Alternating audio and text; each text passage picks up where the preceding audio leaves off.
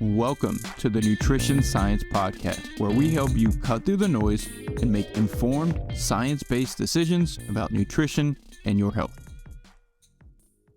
How's it going, everyone? Welcome back to another episode of the Nutrition Science Podcast. I am your host, Dr. Adrian Chavez.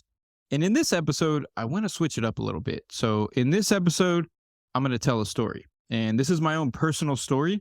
And the reason that I want to tell it is because I think it's going to help some of you who may be on a similar journey, just kind of understand better why I do some of the things that I do. And then overall, just help some of you understand what got me into this field and why I'm so passionate about certain things that I am passionate about and speak out about quite often. So without further ado, I want to just go ahead and jump into it. I want to keep this episode pretty brief and just get through some of the background of how I got into this field. So when I was a graduate student, so I got my bachelor's degree in exercise science. I was getting a master's degree in exercise science as well.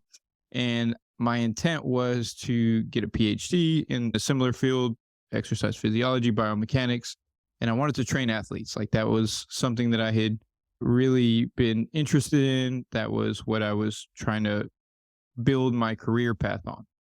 What happened though, while I was doing my PhD is number one, I took a class in public health nutrition, I think is what it was called, or public health disparities or something along those lines. And we had to write about the biggest health problems in society and then also like the risk factors and things that we could do in order to improve those things. And in that class, I realized that nutrition and exercise, although I had primarily been focused on these topics as from a performance standpoint. So I was interested in nutrition and reading a lot about nutrition at that point, but mainly from a body composition performance standpoint. And what happened during this class was I realized that a lot of the information that I had learned, a lot of the physiology and biochemistry and things that I understood could be applied to a different topic. And this topic, in my opinion, it was compelling for me, like helping people to improve their health, prevent chronic disease. That seemed more important to me than helping people get better at sports. And nothing wrong with the latter. I'm still incredibly passionate about, that side of things, and it still really interests me. But that was kind of step one of getting me to think about nutrition in a different way. And step two was my own health journey. So during this time, while I was in graduate school, I developed some digestive issues. So I was feeling like a lot of pain, upper GI pain, just discomfort. It kind of came on fairly rapidly, and it was going on for a couple of weeks. I went to a doctor. The doctor immediately put me on what's called antibiotic triple therapy. That's treatment for H. pylori and a stomach ulcer, because all of my symptoms lined up with that. That didn't help. And so that actually made me worse. My digestive issues got worse over the next couple of weeks. Things were worse off than they were before. And I realized that whatever that doctor thought was going on was probably not correct. So went back to him. He referred me to a GI doc. So that was a primary care doc, got referred to a GI doc. Asked the first doctor, hey, does nutrition play a role? I was told no. Went to see a GI doc. Same thing. I had a discussion with them. They said that it was likely that I had an ulcer, that they would have to do an endoscopy, which is where they put a tube down your throat and check. And to confirm that, and that was kind of the discussion that we had. And I asked them too, does nutrition, lifestyle, do any of these factors play a role? Can that, be used to help? I was told no there as well. And so I left that meeting pretty discouraged. I was told that I could get a tube stuck down my throat and pay a few $1,000s out of pocket for that. And that was really like my only option. And there wasn't really, any great treatment after that. So I started to read, and I went online and tried to find any information that I could on this topic. So I'm a studious person by nature. I was doing a master's degree at the time, and I was familiar with research and things like that. But I just went anywhere I could find information. So I was browsing sites and all over the place, Google how to cure a stomach ulcer, blah, blah, blah. I found out that this was likely the result of me being prescribed a high dose of ibuprofen. During high school, I took it throughout college. I just kept getting a refill on the prescription because it was helping with my knee pain, because I played basketball and never really trained or stretched or recovered properly. And so I had chronic knee pain. And I was just given a high dose ibuprofen as a teenager and told, hey, take this, it's going to help. And so I just kept taking it. And so at that point, I wasn't taking it every day, but I was still taking it occasionally when I was feeling more pain. And I realized that that was probably one of the major factors that contributed to my GI issue. Unfortunately, neither doctor really spoke to me about that. And this also started for me, or perpetuated for me, an extreme anti-pharma, anti-doctor, anti-medicine narrative in my head. And I was very susceptible to those messages online. So when I would go search for things and people would say, oh, doctors are just out to harm you, we have a solution, I was all ears, because at that point they hadn't helped me and they had made me worse. And it was a medication that started this whole process in the beginning, and there was no communication there, and there wasn't a thorough history of my medication use or anything like that. Neither doctor really paid too much attention to it or mentioned it to me. And so at that point, I was very anti-pharma, Western medicine, and I was open to any other option, anything that I could do to improve my digestive symptoms. At that point, I was eating a very high protein, very low plant food diet where it was just mainly focused on body composition. I was eating 200 plus grams of protein per day, lots of chicken, protein powders, eggs, low fat dairy, and carbs, and not a lot of plant foods. And so what I did during this period of time is I dramatically changed my diet, because I thought it's a digestive thing. Diet may play a role. So I changed my diet, went from this higher protein type of diet to a more plant-centric diet. So started having salads almost every day, started reducing my overall meat consumption. And within a couple of months, I think it was 6 to 8 weeks, my symptoms were almost gone. And this was something I dealt with for months. And that was a turning point for me for two things. Number one, I was completely, basically, against big pharma and pharmaceuticals at that time. Doctors, pharmaceuticals, for a period of time after that, I didn't see a doctor for probably 10 years, unless it was an emergency, which I don't think ever really happened, except I got stitches one time. But I was super jaded by the Western medicine, and I was completely open to alternative health stuff. And because I had read things, I had read that, eating less protein, eating less animal protein, eating certain quote unquote alkaline foods were going to help. And by me dramatically changing my diet, it helped. So a lot of the places that I gathered information from, although they weren't credible, I believe the information because I had a personal experience that helped me when other avenues didn't. And so for me, this was a point of quote unquote indoctrination into the whole alternative health and wellness industries.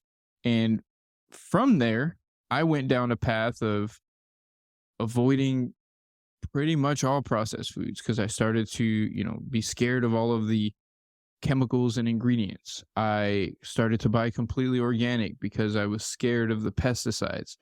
I switched out my personal care products and stopped using normal deodorant and shampoo and conditioner because of the fragrances and all the scary ingredients that I was told were going to harm me from these sites.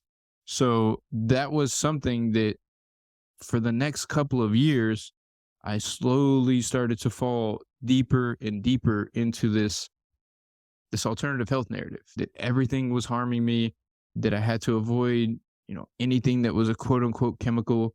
And this went on through a lot of my mid-20s. So through the rest of my master's program, I was getting deeper and deeper into this. I went straight into a PhD and I started to learn more about nutrition. And so at that point in time, I also read a bunch of books. So that was when I started just reading every nutrition book that I could. And I've read, of popular nutrition books, I've read over 100. I've read the gut balancing books, the hormone balancing books, the vegan books. And the vegan ones were the first ones that I started to read in depth. And there was a period of time after that because I had moved to a more plant-based diet and I felt better digestive wise. I was very susceptible to thinking that, okay, maybe just all plants are the answer. So I read the China study and a few other books from various vegan doctors, and I started to believe that meat was going to harm me and I had it to go completely vegan. And so I did that at the beginning of my PhD. I was completely vegan. I did that for like 6 months and did not feel well. So I'm 6'1". I'm very active. I had a significant amount of muscle mass. I lost some of that, but I went whole foods, plant-based vegan without oil, which is what a lot of these doctors recommend. And for me, I just couldn't eat enough. So I lost probably 20, 25 pounds over a period of time, along with muscle, because I couldn't eat enough. I did not feel well. I wasn't recovering from exercise the way that I was before. I was more tired throughout the day. And this was following information that seemed to be incredibly credible to me at that point in time. And, these individuals were doctors and they were, trying to educate people. And this was a point in time where I used to read books thinking I was learning new information every time. And if you guys haven't seen, I posted something on my Instagram recently, like books become bestsellers not because they provide new information. They become bestsellers because they provide a magic secret that causes people to purchase them on first glance. If they don't have that, it's going to be hard to become like a New York Times bestseller if you don't have a compelling enough secret that you're sharing with people. So I did that and that didn't work out for me. I thought that I was like, there's something wrong. I added in a little bit of like eggs and a little bit of dairy. Felt better doing that. And there was probably another 6 months where I didn't eat any animal products or any meat. I just did a little bit of dairy, a little bit of eggs. And then finally, after I started reading the research and actually looking at the data on this topic, I felt comfortable enough to add back in these animal foods. And I felt better when I did. And the reason being is I just couldn't eat enough and couldn't get enough protein to recover from the type of exercise and training that I normally do on that type of diet. Eating 3,000 calories a day and 200 grams of protein or 150 plus grams of protein was very challenging on a completely whole foods plant-based diet.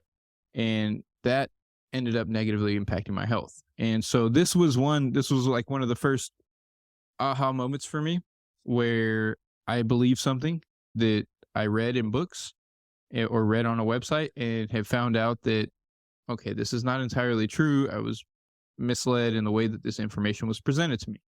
And from there, as I went through my PhD, started reading more and more studies, started to develop understanding of various bodies of literature on different topics, I started to recognize the disconnect between the information that was given in books and the information that existed in research. And so this was a period of time for me where I started to basically let go of some of these beliefs. And there was a long period of time where I would almost be afraid to eat non-organic food. I would only purchase organic for the most part. And when I did have to purchase like non-organic, it caused me a little fear and a little discomfort, which is silly until I read the research and I was like, okay, this isn't necessarily something that's dramatically different.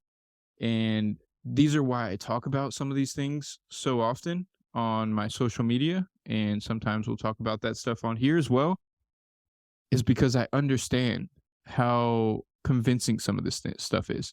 And I understand the negative impacts that it can have. And so this was my entire PhD, was just kind of unlearning some things. And even after my PhD, like I still didn't, because I didn't study, personal care products and the quote unquote chemicals and ingredients that are used in those things, I was still, kind of scared to use like a regular deodorant, regular shampoo and conditioner. Like I had developed such strong beliefs around how these things may be harming me.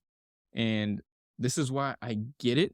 And this is why I try to talk about this stuff and try to help people kind of see through some of this misinformation, is because I've been there completely.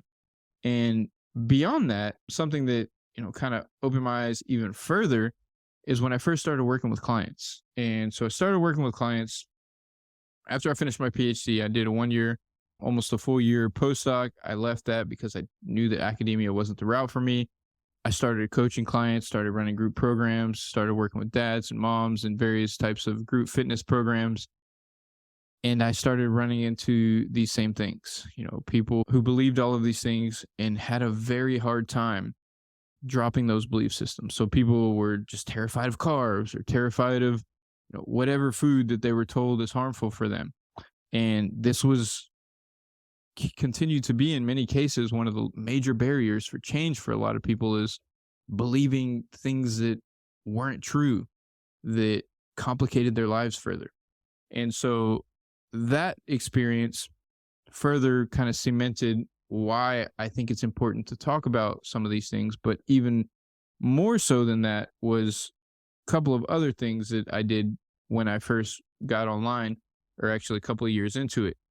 I joined a marketing program, and this was meant to teach me how to quote unquote get my message out. And I realized very quickly that what a lot of these people were doing is just unethical. And so, as a part of this program, they taught a formula of, identify people's pain points. So, first, like figure out what people are worried about, what keeps them up at night. So, if someone with digestive issues, they're, worried about going out and dealing with digestive issues while they're out with a significant other, things like that. So, identify their pain points and then make them worse. So, once you identify what their pain points are, talk about how terrible they are and talk about how absolutely terrible their life must be having to deal with this stuff. And then once you make their pain point worse, then you offer a solution. And as a part of that, one of the other things is you tell them it's not their fault and you blame someone else. So you blame big pharma, you blame their doctors, you blame anyone else who you can create and craft as a bad guy. And then after that, you sell them your solution. You say, Big Pharma is lying to you, but I have gone through a journey of learning the answers. And I can provide you these answers if you schedule a call with me, or if you watch my webinar, which is going to invite you to schedule a call with me afterwards. And this formula, I noticed very quickly, is being used all throughout the social media and just marketing in general, primarily directed towards vulnerable individuals. So if you have cancer, if you have a digestive issue, if you have hormonal issues, this formula works really well at getting you, number one, to feel like you absolutely need to do something. And number two, feeling like, oh, this person has an answer for me and it's different and it's new. And I was very bothered by that. And working in this field over time, because I started reading a lot about digestive issues. I got a couple of clients who had digestive issues and I was able to help them because I had some experience in that with my own journey. And over time, I started working with more and more people with digestive issues. And something that I realized along with that is that many of them had been manipulated by this type of information, and they had been given, this like type of advertising was used on them to get them to buy into various things that weren't best for them. And I can't tell you how many stories I have of clients who have seen a naturopath or a chiropractor or a certified nutritionist and who have been put on completely unnecessary detoxes and supplements and cleanses and highly restrictive diets. And this seemed to be the norm. It seemed to be something that was just most people who, if you had a digestive issue and you were seeking advice outside of the conventional, medical model, you were going to get roped into false promises, to exaggerated claims, and to this very clever marketing strategy to pull you into these things. And this is something that just bothered me. because it's so prevalent. And many people, we don't hear about it online. These people, when they go and sign up with this functional medicine doctor and spend $5,000 on testing and supplements, they don't go rave about it. They feel bad. They feel like they got scammed, and you don't go around telling everyone about that. Now, on the other hand, if you did that and you happen to feel better, that provider or that practitioner will take your testimonial and blast it everywhere. And they'll never talk about the other 5 people who spent a lot of money, did a bunch of things that made them worse. And those are the people that reach out to me now, and that started to reach out to me a few years ago. And by this point, I've heard so many stories with different health issues of this occurring. And this is, because I went through it to a certain extent myself, in terms of like falling into the wellness industry misinformation, and then seeing the predatory practices that a lot of these alternative health practitioners utilize to get people to pay for things that aren't evidence-based. That's why I talk about this a lot. That's why, for those of you who follow me on social media, you'll see I try to help people understand these things, because they're so prevalent. They really are.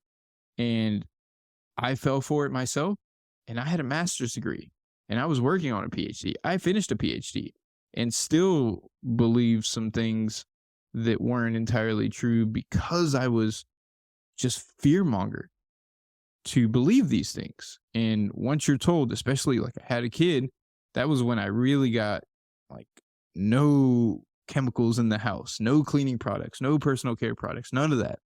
Because when you go out and try to get information from these sources, they know that fear sells. So they lead with fear. They lead with, this chemical is going to kill you, and this chemical is going to kill you, and if you eat this food, it's going to kill you. And I really wanted to share this story with you all to, number one, help you understand like kind of what got me into this field, but number two, help you understand like why I'm so passionate about helping people get out of that space, about helping people not be stuck in these fear-mongering claims that are promoted by wellness influencers, helping people not be preyed upon by marketers who know that you're struggling with a health issue and you're desperate, and so they know they can just charge you a bunch of money for some secret solution. That's why I talk about these things. And I've been there. I've seen it firsthand in myself and with clients over and over and over again. And my hope is that by talking about these things, I can help consumers to be more savvy in the information that you allow in and the people that you work with, because the reality is that nutrition is an incredibly powerful tool. The clients that I work with now, I can help many clients with different digestive issues without doing crazy detoxes or any of that, without doing, cleanses and detoxes and eliminating all the food from their diet, because there's evidence-based approaches for all of this. And we're at a point now where we have a lot of great science to help guide nutritional practice. And if you're working with a science and evidence-based practitioner, they can often help you without doing all that. And one of my clients, we were having a conversation, and she was like, "Oh, it's funny. My husband, said that I paid you a lot of money just for you to tell me these basic things." And I said, "You did, but the reason that you're paying me a lot is because I'm not going to do things that are unnecessary. My qualifications allow me to, in my experience, allow me to find the lowest hanging fruit that is going to make the biggest difference and help work through that and get improvements that way, as opposed to giving you 35 supplements and putting you on a restrictive diet and hoping for the best." And that happens way too often. And so I just wanted to share this story. I know this is a little bit different than a lot of my podcasts, and I probably won't do one like this where I'm talking about myself in this way and my own story, but I've had a few requests, especially because I mentioned that I went through an anti-pharma journey myself where, it took me 10 years to really say, okay, doctors don't know it all, but they are an important resource in managing your health. And maybe you don't rely on them for everything, but definitely avoiding pharmaceuticals and doctors is not the way to go. It doesn't have to be black and white. There's value in pharmaceuticals, there's value in MDs, there's value in these things in the right circumstances. It's just a matter of understanding and being educated yourself to help make better decisions about what you can do. Because I hear this often still, and it bothers me still, is there's many people dealing with health issues, specifically digestive issues, where nutrition does play a large role, and they're often told by doctors that it doesn't, and that there's nothing they can do nutritionally. And that's not the case. And so, unfortunately, the training for MDs on alternative, nutrition and exercise and lifestyle interventions is very minimal. And sometimes they can't provide the guidance that you'd like to get through that avenue. And that's where a qualified nutrition professional can really help. And I wish I would have known better back then, because I did, I cut out gluten for a while. I cut out dairy for a while. I only ate organic. I was scared of GMOs, like you name it. I've done almost all of it in terms of, misleading nutrition information. And it just took me time to break out of it. And it took a lot of learning, essentially. Like, it took me just reading paper after paper after paper and saying, okay, that's not entirely true. This is why they're saying this. I understand why these claims are being made, but they're lacking context. All right. So hopefully this episode was entertaining, if not anything else, informative, kind of eye-opening, and help you kind of understand where my journey has gone, where I came from in terms of, first getting into the space and then really understanding the value of evidence and science, and why I'm so adamant about speaking out against misleading information and helping people identify and avoid this type of misleading information. So that's all I have for this episode of the Nutrition Science Podcast. As always, if you'd like to support the show, head over to the show notes and you can find links to support the show via one-time donation through PayPal or monthly through Patreon. I really appreciate everyone who's donating and helping support the show. Thanks for tuning in to this episode. I hope you all have a great week, and we will talk soon.